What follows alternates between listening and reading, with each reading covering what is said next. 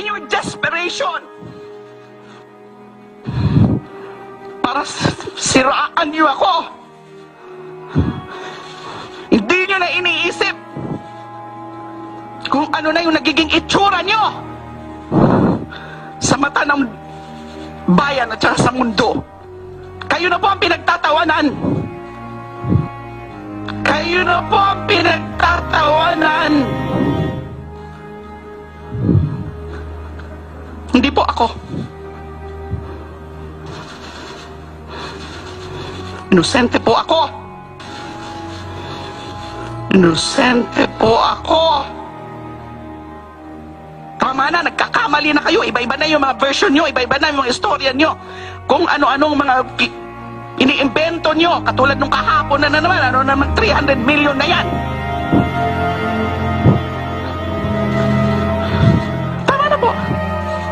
Sino ang mga susunod nilang gibibitin? Sino ang mga susunod nilang gagawa ng kwento? Sino ang mga buhay ang sisirain nila? Sino yung mga privacy ng mga sisiraan? Mga former staff ko, mga former officials ko. Nilalapitan nyo na po lahat. Alam ko po yan, nakakarating po sa kanila mga sumbong nila sa akin. And I feel so helpless. I cannot even help them with lawyers.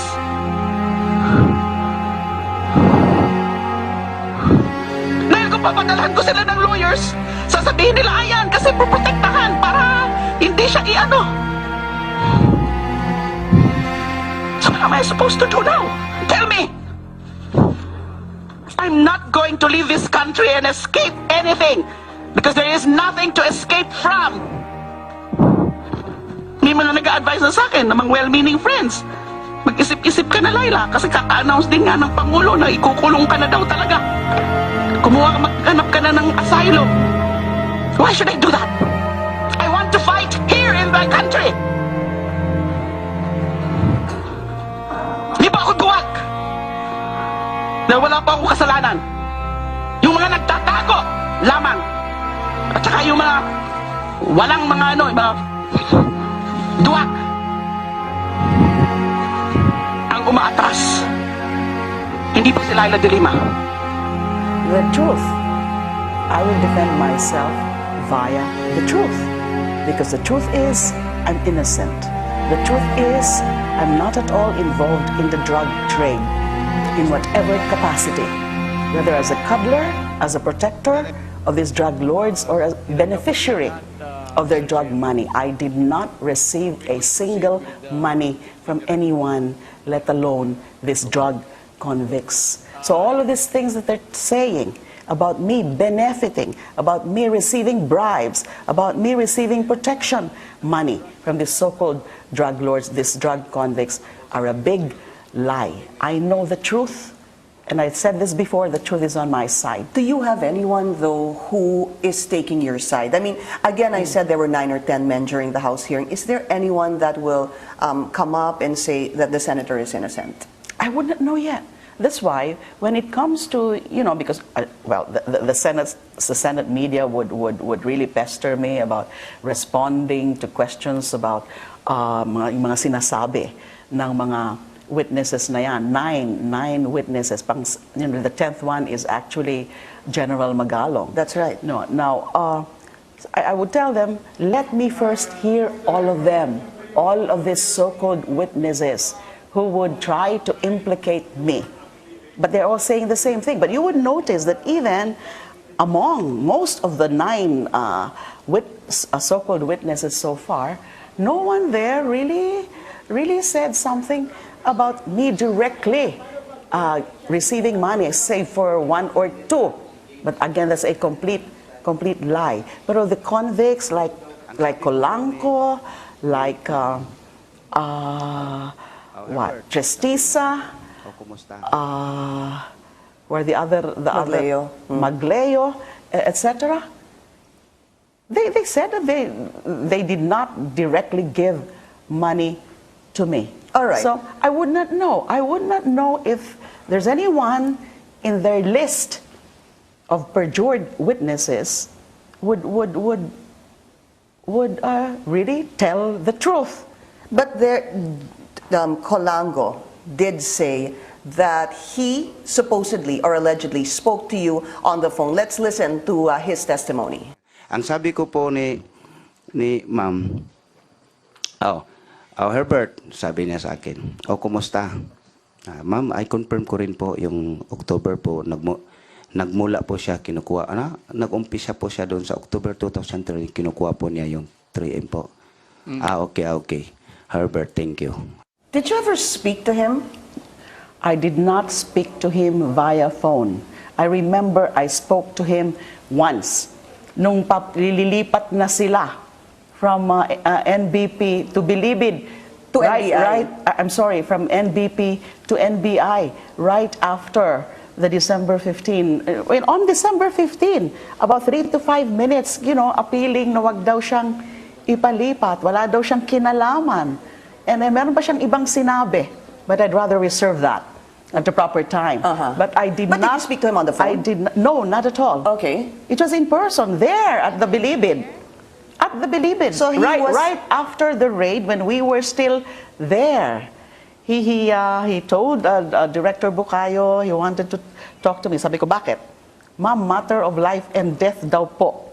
So of course I got curious. But I made sure that, about 2 or 3 of my security were at the hearing distance so they could hear exactly. So you have people who actually heard I what guess Colango so. told you. That's what I recall. That's what I recall. Pero ganun lang, I can, in essence, he was trying to convince me not to include him in those to be transferred the NBI. From NBP to NBI. Of course, I said, no, you should be part of that. So what was your feeling when he said on national television that he actually spoke to you, and let me add that your number, Senator, was publicly announced as well? That's another thing. I felt so bad that they have to publicly announce my phone. Now I'm a subject of harassments from all of these trolls. Now going back to what he said, I wasn't able to watch that hearing kung saan nga nagsalita yan si Colango. But of course, binalita sa akin yan. Siyempre, tinawanan ko lang yan kasi alam ko hindi totoo yan. I never spoke to him sa phone. Never. Even if he claims, Senator, siya yung nagbigay ng number mo. That was the first day of the hearing at the House. Ang dali naman makuha ng number ko. Sila Secretary Aguirre, alam na siguro number ko. Yung mga the ones behind all of this, yung mga nag-orchestrate ng major demolition job na yan, concocting these stories just to really pin me down. Of course, they would get all of those things already by now. They know those details already. They know my numbers, my cell phone numbers. They know my address. They know, I think, even the numbers of my family, the numbers and even the addresses of my staff, the numbers and the addresses of people perceived to be close to me. That's how massive this whole operation is. What is the goal? There is one singular goal, to follow the instruction of the president who is out to destroy me. And so who is really behind all this? No one else. It's the president. Because he's been announcing that. In one interview, press con or speech, he said something like, you're finished. He was the one who first brought this up in the open, and then he brought up the so-called drug matrix, etc., etc. So he wants me out. He wants me finished. And so he has to assemble, they have to launch this massive demolition job with lots of government resources, with lots of government time being spent. They're forgetting already all other problems in our country, except of course addressing criminality, and of course they're still, they're very much still into this war, the so-called war against drugs. But the president seems to be forgetting all other areas of governance because he's quite obsessed with me and his and my destruction. But the president said many times that When you were chairman of the Commission on Human Rights, he was the whipping boy. He said that a number of times, Senator. Looking back, was there something you feel you did as chairman of the Commission on Human Rights that led to his anger towards you? I guess so. I think I did something. Because remember, I actually initiated. Did you do something wrong? Let me rephrase that question. I did nothing wrong. What I can recall is that in one of those public hearings that we conducted right there in Davao City, in the year 2009, he was among those invited, and he appeared, and then publicly I chastised him. You know, I lambasted him. I lectured to him on the issue of human rights, and I confronted him with the things that were reported to us about the existence of the Davao Death Squad, and that he is behind that Davao Death Squad. So I guess he has not forgotten that. He has not forgiven me for that. Okay. So this is all part of a personal vendetta on his part. Do you feel somehow that it's a little bit ironic that the very same government office, the Justice Department, which you led not too long ago, is actually the same government office that may file charges against you, according to Secretary Vitt Aguirre? It pains me a lot that that's happening now to the DOJ. I'm sure that the conscientious personnel and officers of the DOJ are feeling bad about what's happening now, that they're using the DOJ as an institution to really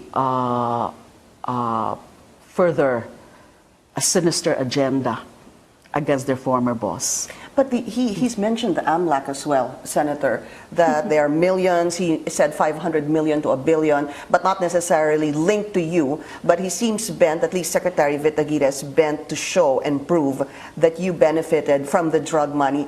What can you do? Are you willing, for example, to open your bank documents? Well, I'm sure your bank accounts? I'm sure they're already doing that. He already announced that they have the AMLAC documents already. Now, this is what I'm going to say.